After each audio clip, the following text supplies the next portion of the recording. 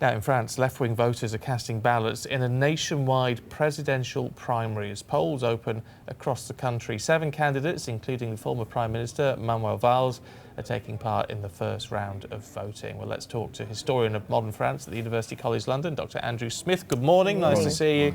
Does anyone stand a chance against Manuel Valls? I think so, yeah. A lot of people are talking about the fact that Manuel Valls very famously got a little slap on a campaign trail from a protester, and people think that he might get a little slap in a ballot box right here.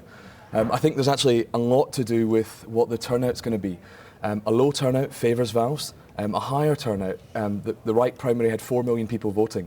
This probably won't see much more than 2, I would say. Gosh, we've heard this all before, haven't we? Exactly. It's all down to the turnout. And this party is bitterly divided right now with a president too unpopular to even stand again. I mean, how can they come together even once they do choose their next leader? It's tough. I think amongst the candidates you've got kind of a split between, on the one hand, people with Valls, the kind of those that want to cut the debt, that look to the solutions that Hollande brought through. People like Valls, the former Prime Minister.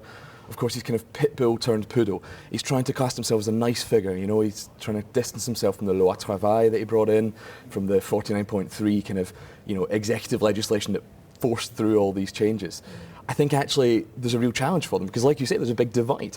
The others that they have, people like Benoît Hamon, who is surging in the polls and looking a lot like Fillon did before he took the right primary, and also Arnaud Montebourg as well, who's kind of pushing for a sort of French New Deal, effectively.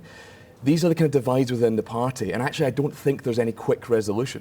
I think one way that the resolution could happen is looking at some of the signals that are coming from some of the big Socialist Party grandees. Hollande himself, Ségolène Royal, who's obviously a previous candidate, even the mayor of Lyon. Some of these people are starting to talk about Emmanuel Macron as someone who maybe, although he's not in the Socialist Party, represents the best interests of what the Socialists might hope for, given the drubbing they're likely to face as a result of this. Well, I was going to say, interesting, with all this debate over who's going to, stand as their candidate, very unlikely to make it through to the runoff, aren't they? Yeah, reality. People are talking at the moment about 5th place in the presidential elections. Really, the difficulty is they're kind of boxed out on either side. You've got Jean-Luc Mélenchon, who is pushing this populist leftist platform. He's endorsed by the communists. He looks like what the left wants, you know. But then also they're boxed out in the centre by Emmanuel Macron, a reformist, pro-business, pro-European. He's got a progressive vision for Europe. He looks the part. He's charismatic. So it's really tough for the Socialists to find somewhere in this little middle ground. I think it depends who the Socialists actually put forward. If it's someone like Hamon or Montebourg, then actually that plays right into the hands of somebody like Macron, who's able to then play on the centre, who's able to take France with them. If they elect Valls, I think Macron's got more of a fight on his hands, because they both are trying to occupy the centre ground in that same way. Andrew, fascinating to talk to you.